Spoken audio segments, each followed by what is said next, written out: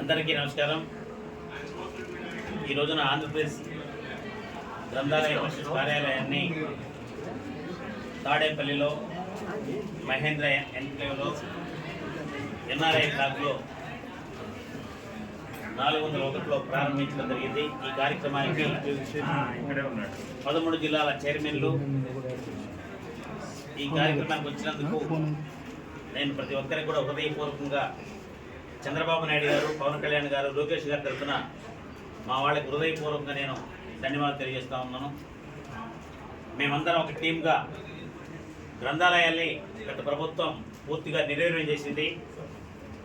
ఆ నిర్వీర్యం చేసిన దాన్ని ఏ విధంగా గతంలో ఎన్టీ రామారావు గారు ఏ విధంగా ప్రాధాన్యత ఇచ్చి గ్రంథాలయం ఏర్పాటు చేశారో, అదేవిధంగా చంద్రబాబు నాయుడు గారు కూడా వారు మంత్రిగా ఉన్నప్పుడు ఇదే శాఖకు వారిలో ఉండేది.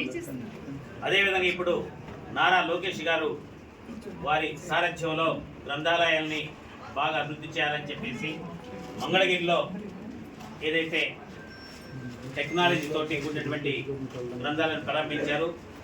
రాష్ట్ర గ్రంథాలయం కూడా 2 సంవత్సరాల్లో 2 లక్షల ఎస్ఎఫ్టీ తోటి 5 ఎకరాల్లో కనీవిని ఎదుగురు రీతుల్లో ఇప్పుడు నూతనంగా యువకులు ఏ విధంగా అయితే కోరుకుంటున్నారో వారికి అనుగుణంగా ఉండేటట్టు కాంపిటీషన్ ఎగ్జామ్స్కి తగిన విధంగా టెక్నాలజీతో కూడినటువంటి గ్రంథాలయాన్ని ఏర్పాటు చేయబోతున్నందుకు నేను లోకేష్ బాబు గారికి, పవన్ కళ్యాణ్ గారికి, ముఖ్యమంత్రి గారికి, అదేవిధంగా కేంద్రంలో ఉన్నటువంటి నరేంద్ర మోడీ గారికి మా అందరి తరఫున కృతజ్ఞత తెలియజేస్తున్నాను.